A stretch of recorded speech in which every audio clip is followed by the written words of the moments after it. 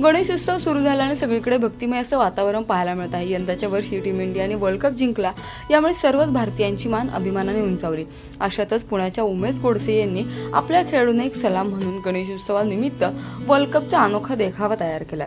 तर तो कशा पद्धतीने तयार केला याविषयीची माहिती आपण त्यांच्याकडून जाणून घेऊ।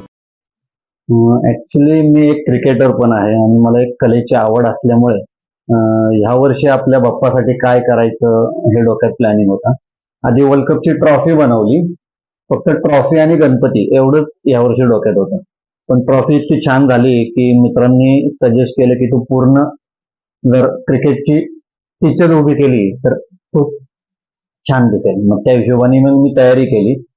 क्रिकेट वर्ल्ड कपचे जे फायनलचे जे प्लेयर्स लोकांचे जे हॅप्पी मोमेंट्स होते की जे आपल्या प्रत्येक भारतीयाच्या लक्षात राहतील, असे काही काही मोमेंट्स मी गुगलवरनं सर्च केले आणि त्यांचे ते कटआउट्स करून ते अशा पद्धतीने अरेंज केले की सगळे त्या ट्रॉफीकडे बघून खुश होत आहेत। तर त्या पद्धतीने हा सेटअप मी उभा केला।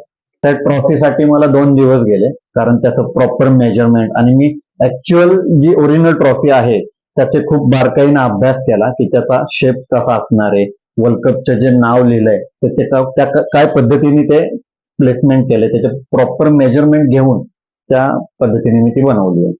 ते 2 दिवस गेले आणि हे बाकीच्या कटआउट्सला एका दिवसात मी पूर्ण सेटअप उभा केला। हो, 3 दिवसामध्ये हा पूर्ण सेटअप मी उभा केला। ह्यामध्ये काय केलंय मी की ट्रॉफी घेतल्यानंतरचा आपले जे टीमचे कोच आहेत राहुल द्रविड, त्यांच्या एक कटआउट मी केलाय की त्यांच्या पूर्ण त्यांनी जो एफर्ट्स लावला टीमवर तो पूर्ण त्यांची मेहनत त्या खेळात दिसली, त्यामुळे मी तो कटआउट त्यांचा घेतलाय। रोहितचं एक स्वप्न होतं जे लास्ट टाइम राहिलं होतं, तर त्यामुळे गणपती बाप्पाच्या शेजारीच ते ट्रॉफी घेऊन ती गणपती बाप्पा यावर्षी तो मिळवून दिला, त्या यांनी मी ते जवळ ठेवले। बाकी रोहित शर्माची फायनल बॉल झाल्यानंतर जे मोमेंट होती ती ट्रॉफीच्या खाली बरोबर अरेंजमेंट केली।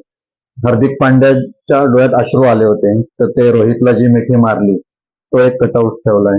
रिषभ पंत, ऍक्च्युली मी ग्राफिक डिझायनर म्हणून काम करतो पुण्यात। माझा 3G डिझाईन्स नावाने एक स्टुडिओ आहे, तर माझ्याकडं क्रिएटिव्ह कामं खूप चालतात।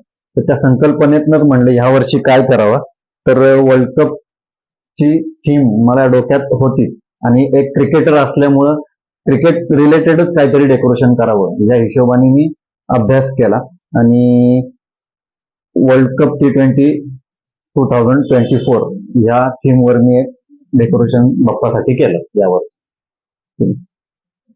आता याच्यातनं युवा पिढीला एकच संदेश आहे की आपलं जे काही ड्रीम असतं ते तुम्ही 100% जर त्या ड्रीमच्या मागे फॉलो करत राहिले, कंटिन्यू त्याच्या डेडिकेशननी त्याच्यावर वर्क करत राहिले, तर एक दिवस तुमचाही या ठिकाणी येऊ शकतो। तर फक्त जे काही तुम्ही ठरवताय त्याच्यात 100% द्या आणि तुमचे प्रयत्न चालू ठेवा। उमेश गोडसे पुण्यातील एरंडणे या भागात राहिला असून त्यांनी भारतीयांच्या लक्षात राहणारे जे काही क्षण आहे त्यांचे प्रतिमा घेऊन हा वर्ल्ड कपचा सुंदर असा अनोखा देखावा तयार केलाय।